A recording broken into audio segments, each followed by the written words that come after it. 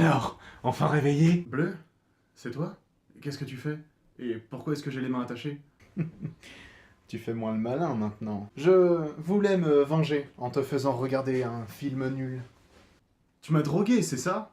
Non, je t'ai assommé avec un cendrier. Et je peux savoir de quelle façon tu vas te venger? Ah, c'est là que c'est génial. Je vais te faire regarder un film horrible. Un film que tout le monde déteste. Un film si horrible qu'il va te faire vomir ton âme par le cul. Méchant! Tu veux me faire subir un tel sort pour un chapeau? En plus, t'embarques nos stagiaires là-dedans? Salut Steven. Salut. Oui, Steven m'a aidé. Après tout, je suis son patron. Et maintenant, place au spectacle!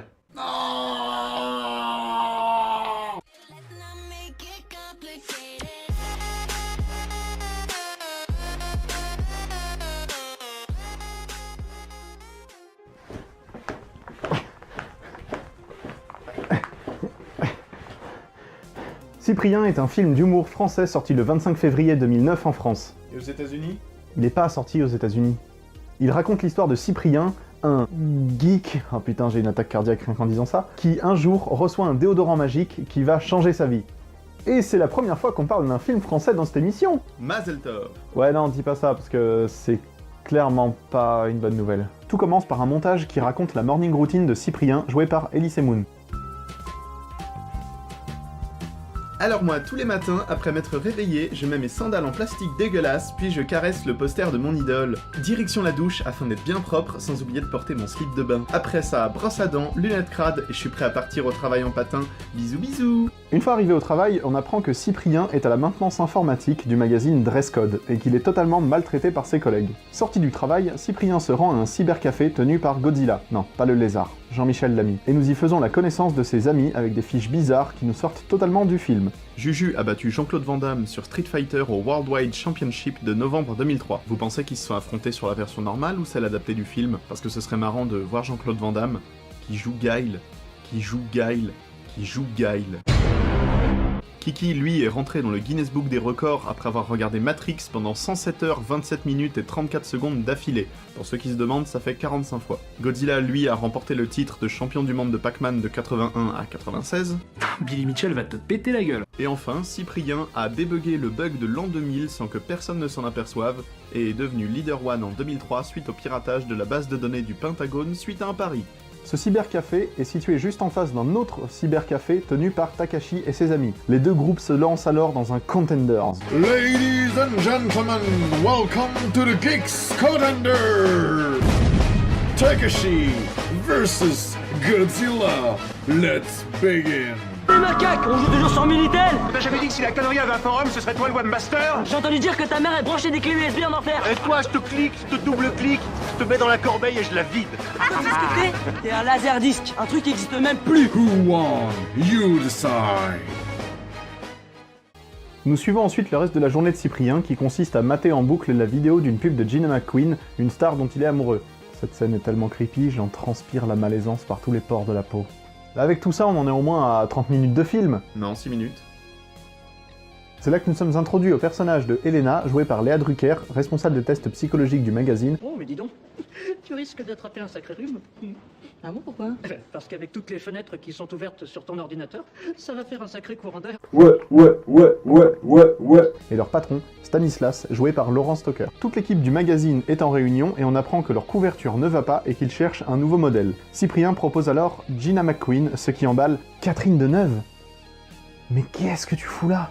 Suite à cette réunion, nous apprenons que l'ancienne mannequin en couverture est l'actuelle petite amie de Stanislas, Aurore Diamantis, et que Stanislas va essayer de trouver un moyen de la remettre en couverture de Dress Code. Juste après ça, Cyprien reçoit un étrange mail lui proposant de réaliser son rêve le plus fou, chose qu'il accepte immédiatement. Stanislas demande alors à Cyprien de remettre lui-même le cadeau destiné à Gina McQueen de la part de Dress Code. Cadeau empoisonné, évidemment. Alors qu'il s'apprête à partir au travail afin de remettre son cadeau à Gina, Cyprien reçoit un colis de la part d'un mystérieux étranger. Une fois arrivé au shooting, il rencontre son idole. Tiens, ça me rappelle quelque chose.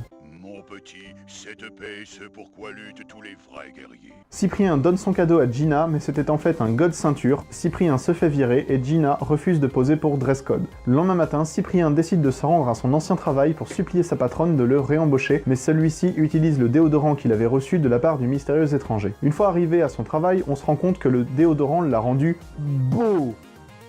Enfin, faut le dire vite, hein. Et il décide de prendre une nouvelle identité afin de se faire réembaucher. Il répond désormais au nom de Jack Price. Elena vient alors au cybercafé de Godzilla afin d'interviewer Cyprien et ses amis. Ceci rapproche Elena et Cyprien qui commencent à sortir ensemble et il en profite pour lui demander quelques conseils de drague. Conseils qu'il applique une fois devenu Jack pour plaire aux filles. Bon, après ça, comme Stanislas est complètement con, il révèle à Jack l'histoire du cadeau qui était son idée, ce qui énerve Cyprien à tel point qu'il décide de devenir un gros connard. Le soir même, une soirée est organisée par Stanislas. Tu veux pas faire une entrée encore plus remarquée? Turn down for what? Turn down for what? Ce qui permet à Jack de montrer son immense talent de je sais pas, mais il en a, grâce à une danse sur du Vanilla Ice.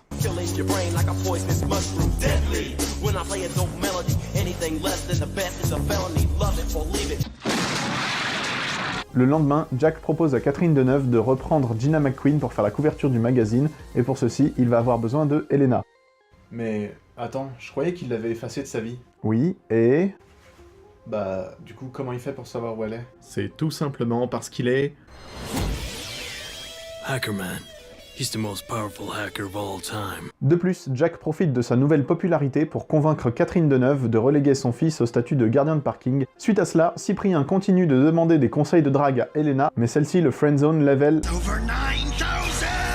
Et Cyprien lui rétorque: Finalement, c'est pas si mal dans les films, parce qu'à la fin, la fille, elle perd ses préjugés. Mais bon, c'est que du cinéma. Si on n'est pas content, on peut toujours sortir de la salle. Une fois arrivé à Bordeaux pour trouver Gina McQueen, Jack se rend compte qu'il a oublié son déodorant à Paris et demande à Kiki, joué par Vincent Desagna, de lui ramener. Bon, on va faire un calcul mathématique. Kiki part en vélo de Paris pour aller à Bordeaux. C'est à 590 km et il a 24 heures pour y aller. Question, est-ce normal de faire ça pour votre connard de pote qui vous traite comme une merde depuis qu'il a un déodorant magique? Vous avez 4 heures. Bref, il arrive quand même à lui ramener. Une fois le soir venu, Jack, grâce à une diversion d'Elena, arrive à séduire Gina et la convainc de poser pour dress code.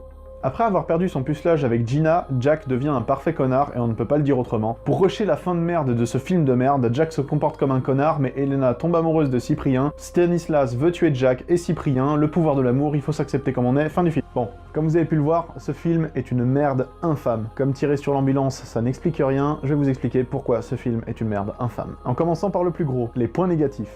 On va commencer par ce qui est le moins important, le montage. Le montage dans ce film, il est parfaitement dégueulasse. Il est vomitif au possible. Des fois, on a des arrêts sur image, on comprend pas pourquoi. On a des cuts qui sont hyper mal placés. Le montage, c'est une ratatouille, tu peux rien en tirer, il est mal fait de A à Z. Ensuite, de moindre importance toujours, mais qui est chiant quand même, le rythme du film. Le film est très mal rythmé. À tel point que on a l'impression de passer sa journée à le regarder alors qu'il ne dure qu'1h36 minutes. Mais ce sera l'heure et les 36 minutes les plus longues de toute votre vie. Ensuite, le scénario. Le scénario n'est pas la pire chose qu'on ait pu voir dans ce film. C'est pas un point positif non plus, mais c'est pas la pire chose qu'on ait pu voir. C'est un motif récurrent dans beaucoup de films d'humour de la personne qui obtient un objet magique, qui la change totalement du jour au lendemain. Sauf que là, dans le film, c'est très mal utilisé, surtout en servant un propos comme celui qu'ils veulent servir. Et maintenant, nous allons passer aux 3 plus gros points positifs, à commencer par l'acting des personnages. Ils en ont tout simplement rien à foutre. Elise Moon, par exemple, il a décidé de pas jouer, mais je pense notamment à certains autres personnages secondaires, comme la meuf qui joue Aurore Diamantis, dont je connais pas le nom, parce que je m'en branle. Son jeu est aussi faux que sa poitrine.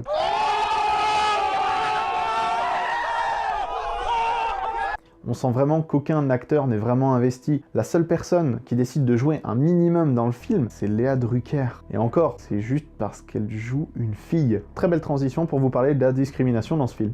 Ce film est une totale insulte à beaucoup de groupes de personnes. À commencer par les geeks, évidemment, qu'ils traînent dans la boue absolument tout le temps, mais aussi les femmes, parce que le seul rôle féminin majeur qu'on ait dans le film, c'est Elena, et... c'est pas un personnage qui est très profond. Les personnages sont tous très mal écrits. On a l'impression que c'est juste un gros molar craché au visage de tous ces groupes de personnes. Rien que pour parler de Takashi. La seule chose qui caractérise Takashi et ses amis, c'est qu'ils sont asiatiques. C'est un peu limite quand même. Mais le film se limite pas à catégoriser que les asiatiques comme ça. Il y a les femmes, il y a les geeks, il y a même les personnes qui travaillent dans le milieu de la mode. En vrai, je suis sûr que personne n'est comme Stanislas. Les personnages n'ont absolument pas de profondeur.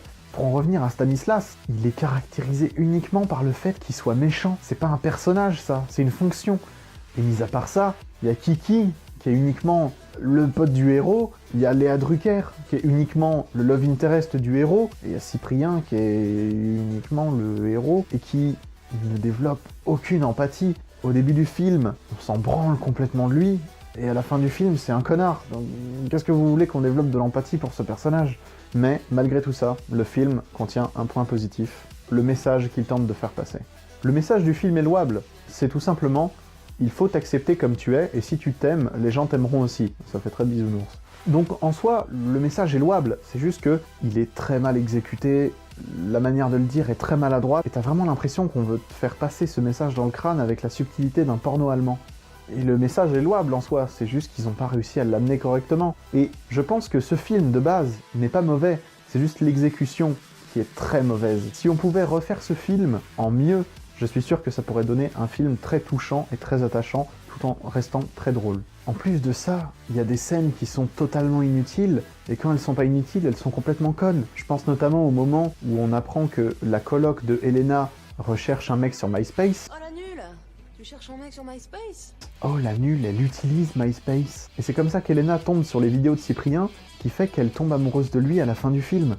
Vous aviez littéralement tout un film pour développer un amour entre deux personnes qui venaient de mondes totalement opposés, et vous rushez ça à la fin, juste parce qu'elle regarde des vidéos de Cyprien. Bonjour, c'est Cyprien, et s'il y a bien un truc qui me... Donc voilà, on a toute une partie du film qui est utilisée pour faire des scènes qui ne servent à rien. Le film a un message qui est très mal amené, il est discriminant envers des tas de catégories de population. Et ce que je pense aussi, c'est que le film a coupé certaines scènes qui étaient essentielles, mais que le réalisateur n'a pas pu garder, sans doute à cause de soucis avec les producteurs ou même l'acteur principal, je sais pas. Mais il y a des gros moments dans le film qui manquent, ou alors des faux raccords, qui je pense sont des instants où il devait y avoir des scènes plus longues, ou carrément d'autres scènes, mais qui n'ont pas été gardées dans le montage final. Et c'est peut-être ces scènes-là qui auraient pu faire que Cyprien aurait été un meilleur film. Alors, c'était chiant, hein? Le pire film que t'aies jamais vu. Bah au final, c'est pas si dégueulasse que ça. Quoi? Bon, l'exécution est un peu bancale, mais le message qui est derrière est très noble. Attends, je t'ai assommé, je t'ai traîné jusqu'ici, je t'ai attaché à une chaise et je t'ai forcé à regarder un film de merde, tout ça pour que tu me dises, c'est pas si mal. Mais tu sais, ce n'est pas grave, je ne t'en veux pas. Toi et moi, on est un peu comme des frères. Des fois on se chamaille, des fois on s'aime, mais le plus important, c'est qu'on travaille ensemble, main dans la main. Parce que je pense que c'est uniquement comme ça que le monde pourra avancer, en travaillant main dans la main. Tu sais, comme le disait Martin Luther King, si nous n'apprenons pas à vivre tous ensemble comme des frères, nous mourrons tous ensemble.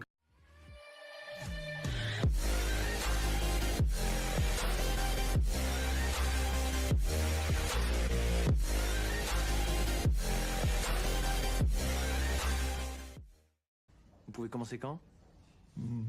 Monday? Mardi, ok, très bien.